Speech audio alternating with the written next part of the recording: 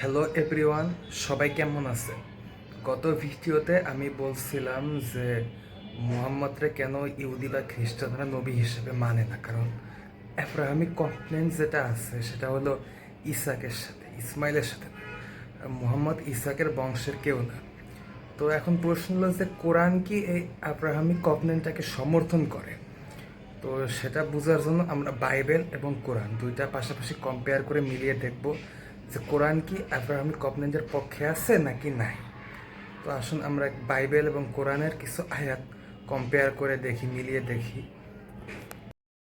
এখানে আদি পুস্তক 17 অধ্যায় 19 থেকে 21 পদ। এখানে 21 নম্বর পদে এটা পরিষ্কারভাবে কনফার্ম করা হয়েছে যে ঈশ্বরের চিরকালের চুক্তিটা ইসাকের সাথে, ইসমাইলের সাথে না। এটা আমি আগের ভিডিওতেও বলছিলাম, এই ভিডিওতে আপনাদের সুবিধার জন্য বললাম আবার। তো আরও বিস্তারিত জানার জন্য আমরা 26 নম্বর চ্যাপ্টার দেখতে পারি। আদি পুস্তক 26 অধ্যায়ের 4 নম্বর পদ। এখানে যদি খেয়াল করি তো 4 নম্বর পদেও বলা আছে যে ঈশ্বর ইসাককে বললেন তার বংশের লোকদের সংখ্যা আকাশে তারার মতো করবে।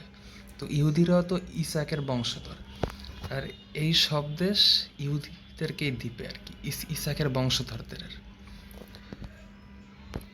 বর্তমানে ইসরায়েল ফিলিস্তিনের যে জমিটা আছে সেটা ইহুদিদের জন্য একটা প্রমিস ল্যান্ড, এবং তোমার বংশের মধ্য দিয়ে পৃথিবীর সমস্ত জাতি আশীর্বাদ পাবে। এখানে ঈশ্বর ইসাককে বললেন যে তার বংশের মধ্য দিয়ে পৃথিবীর সমস্ত জাতি আশীর্বাদ পাবে। তো যীশু খ্রিস্ট হচ্ছে ইসাকের বংশধর।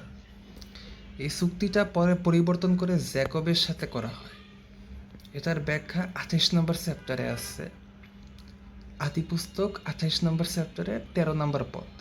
এখানে যদি আমরা খেয়াল করি তো জ্যাকবের যে স্বপ্নটা ছিল আর কি, তো ইসাকের দুইজন পুত্র ছিল, একটা হচ্ছে জ্যাকব আর একটা হচ্ছে এসাও। তো এই চুক্তিটা আবার পরে জ্যাকবের সাথে করা হয় আর কি। এখানে 13 থেকে 14 নম্বর পদ যদি খেয়াল করি, এখানে ঈশ্বর জ্যাকবকে বললেন যে এইসব দেশ তার বংশের লোকদেরকে দিবেন, অর্থাৎ ইসরায়েল ফিলিস্তিনের যে ভূমিটা আছে এটা জ্যাকবের বংশের লোকদের দিবেন। তো ইহুদিরা তো জ্যাকবের 12 পুত্রের বংশধর। আর 14 নম্বর পদে বললেন যে তার বংশের মাধ্যমেই পৃথিবীর সমস্ত জাতি আশীর্বাদ পাবে। আর যীশু খ্রিস্ট তো জ্যাকবের বংশধর। তো এখানে নবুয়তটা জ্যাকবের বংশে স্থির করা হয়েছে।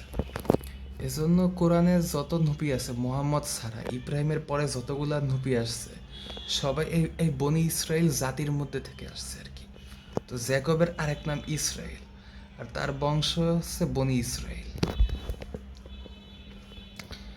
তো এখন আমরা কোরআন থেকে দেখব যে কোরআন কি এই চুক্তি বা কভনেন্ট সমর্থন করে কিনা। তো আমরা কোরআনের একটা আয়াত খেয়াল করব, সূরা আনকাবুত, কোরআনের 29 নম্বর সূরার 27 নম্বর আয়াত। এখানে কি বলা আছে? এখানে বলা যে আমি ইব্রাহিমকে দান করলাম ইসহাক ও ইয়াকুব, এবং তার বংশধরদের জন্য স্থির করলাম নবুয়ত ও কিতাব, এবং আমি তাকে পুরস্কৃত করেছিলাম দুনিয়ায় এবং আখিরাতেও সে নিশ্চয়ই হবে সৎ কর্মপরায়ণদের অন্যতম। এখানে বলা আছে যে নবুয়তটা ইসাকের বংশে স্থির করা হয়েছে, ইসাক ও জ্যাকবের মাধ্যমে। এটা তাফসিরও আপনারা পড়তে পারেন, অর্থাৎ ইসাক আলাইসাল্লামের ঔরসে ইয়াকুব এর জন্ম। ইয়াকুবের অপর নাম ছিল ইসরায়েল, তার ঔরসে বানি ইসরায়েল বংশের সূত্রপাত হয় আর কি। তো কোরআনের সব নবীরাই প্রায় বনি ইসরায়েল থেকে আসছেন। ঈশ্বর ইব্রাহিমের মৃত্যুর পরে কখনোই বনি ইসরায়েল জাতির বাইরে কোনো নবী বা ভাববাদী প্রেরণ করে নাই। তো কোরআনের এই আয়াতটা জেনেসিসকে সমর্থন করে। জেনেসিস 28 নম্বর চ্যাপ্টারের 13 নম্বর পদ এবং জেনেসিস 26 নম্বর চ্যাপ্টারের 4 নম্বর পদকে সমর্থন করে। তো আমরা আরেকটা আয়াত দেখবো আর কি। তো এই চুক্তির দুইটা অর্থ ছিল যে কোনো নবী আসলে ইসাকের বংশ থেকে আসবে, আর ফিলিস্তিনের যে জমিটা সেটাও মানে ইসাকের বংশের জন্য। এরপর যখন জ্যাকবের সাথে করা হয় তখন এই চুক্তির অর্থটা হয় কোনো নবী যদি আসে সে জ্যাকবের বংশ থেকে আসবে, মানে ইসরায়েলের বংশ থেকে। আর ফিলিস্তিনের যে জমিটা আছে সেটাও যে জ্যাকবের বংশধরদের জন্য গিফট আর কি, ঈশ্বরের তরফ থেকে। তো এখানে সূরা মায়েদার কত এটা 20 নম্বর আয়াত, এখানে ঈশ্বর বলতেছেন যে মুসা তার সম্প্রদায়, কিন্তু মুসার সম্প্রদায়কে বিশ্বজগতের মধ্যে শ্রেষ্ঠত্ব দান করছে আর কি, মানে তারা ঈশ্বরের চুজেন পিপল, বনি ইসরায়েল। তো এর পরের ভার্সটা যদি আমরা দেখি, পরবর্তী আয়াত, সেখানে কি বলছে? সূরা মায়েদার 21 নম্বর আয়াতে বলছে যে হে আমার কম, তোমরা পবিত্র ভূমিতে প্রবেশ করো, যা আল্লাহ তোমাদের জন্য লিখে দিয়েছেন, এবং তোমরা পিছনে ফিরে যেও না, তাহলে ক্ষতিগ্রস্ত হয়ে প্রত্যাবর্তন করবে। তো এখানে বলা আছে যে বনি ইসরায়েলরা যদি ওই জমিতে প্রবেশ না করে তাহলে তারা ক্ষতিগ্রস্ত হবে আর কি। তো বর্তমান যে মুসলিমরা আছে তারা তো আবার এটার পক্ষে নাই, তারা তো বনি ইসরায়েলদের ওই ফিলিস্তিন ইসরায়েল জমি থেকে বের করতে চায় আর কি। তো তারা তো কোরআনের বিরুদ্ধে চলে গেল আর কি। তো কোরআনও মানে আব্রাহামিক কভনেন্টটা সমর্থন করে যে জ্যাকবের বংশের বাইরে কখনো নবী আসবে না, মানে বনি ইসরায়েল জাতির বাইরে।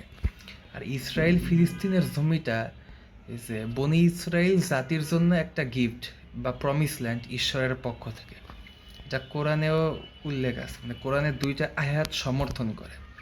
তো যারা বলে বাইবেল বিকৃত তারা কোরআনের এই আয়াতগুলা পড়েই দেখে নাই কখনো।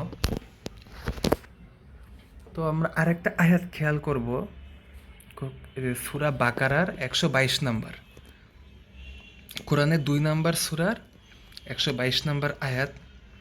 এখানে আল্লাহ বলতেছে যে বনি ইসরায়েলকে সমস্ত জাতির উপরে শ্রেষ্ঠত্ব দান করছে, বানি ইসরায়েল তোমাদের যে সুখ সম্পদ দান করেছে এবং পৃথিবীর উপর তোমাদেরকে শ্রেষ্ঠত্ব দান করেছি তা স্মরণ করো।